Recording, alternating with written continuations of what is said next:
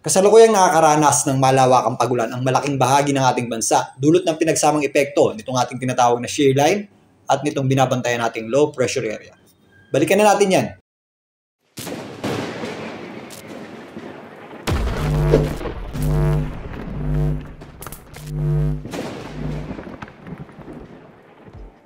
Welcome po muli sa Philippine Weather Trivia again para po sa mga bago sa channel na to. Ako nga pala si Alvin Pura, isang meteorologist at ang inyong weather tito. Gaya nga nung nabanggit natin nung nakaraang araw, magsasanib puwersa o magsasama ang epekto nitong ating tinatawag na shear line at nitong ating low pressure area upang magdulot ng malawakang pagulan sa malaking bahagi ng ating bansa. Sa kasalukuyan, ito pong binabantayan nating low pressure area ay huling namataan ng Pag-asa sa layong around 500 kilometers east o silangang bahagi ng Surigao. Nasa dagat po yung gitna o sentro niyan, pero yung kanyang trough o extension ay nakaka-apekto na po sa malaking bahagi ng ating bansa kasama ng ating tinatawag na shear line. So asana po natin ng malawakan o widespread rains dito po sa eastern section ng Visayas at central portion ng Visayas. Magiging maulap din ang panahon natin at posible rin po yung mga scattered o kalat-kalat na pagulan dito po sa western section ng Visayas at hilagang bahagi ng Mindanao, kasama na po dyan ang area ng Caraga. Pasabay na rin ang unti-unting paglapit nitong ating binabantayan low pressure area, umaakit din po yung axis ng ating tinatawag na shear line.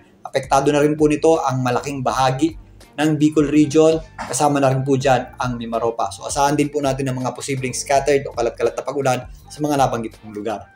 Samantalang ito pong eastern section ng Northern Luzon, kasama po dyan ang mga kabuntukan ng Cordillera, maging dito sa Cagayan, Aurora, Isabela, kasama na po dyan ang ilang bahagi ng Quezon ay apektado ng ating tinatawag na northeast monsoon o hanging amihan. Magiging maulap po ang panahon natin at posible rin po yung mga pagulan dulot nitong amihan. Magiging maulap din ang panahon natin at posible rin po ang mga pagulan dulot ng amihan dito po sa extreme Northern Luzon. Samantalang malayo naman ang axis nitong ating shear line at ng ating low pressure area dito po sa Metro Manila at sa natitirang bahagi ng Luzon. Generally, fair weather pa rin po tayo maliban lang sa mga isolated o localized na pagulan na nangyayari tuwing hapon o gabi. Bukas magpapatuloy pa rin po ang epekto ng ating tinatawag na shear line at nitong trough nitong ating binabantayang low pressure area sa malaking bahagi ng ating bansa, particularly sa katimugang bahagi o southern half nito.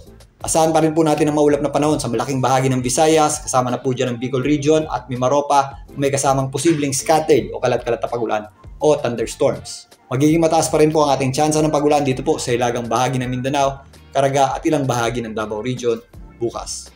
Maliban sa malalakas na buhos ng ulan, mag-ingat din po tayo sa malalakas na bugso ng hangin na maaaring manira ng mga bahay na gawa sa light materials o mga pananim. Dahil minsan kapag meron tayong malawakang squall o yung malawakang thunderstorms, malalakas din po ang nararamdamang bugso ng hangin dyan.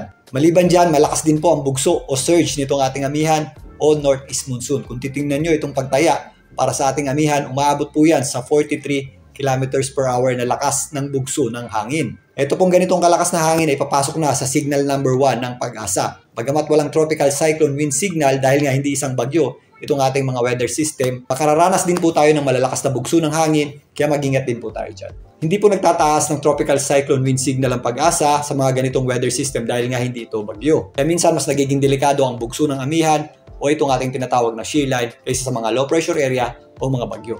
Mamaya, mas talakayin pa natin yan. Ito pong binabantayan nating low pressure area ay posibleng malusaw or mag-reform muli dito sa may West Philippine Sea. Pero ang pinagsamang epekto nitong ating low pressure area at ng ating shear line ay magpapatuloy sa mga susunod pang mga araw. Kaya mag-ingat po tayo sa mga posibleng epekto ng mga pagulan dulot nito, gaya ng mga flash floods, landslides at mga pagbaha. Mag-ingat din po tayo sa malalakas na hangin dulot na pagbugso ng ating amihan o northeast monsoon at kapag meron tayong tinatawag na severe thunderstorms. Para sa dami ng ulan sa inyong lugar, ugaliin po mag-check ng heavy rainfall warning advisory ng Pag-asa. Muli, ito po ang inyong weather tito para sa Philippine Weather Trivia.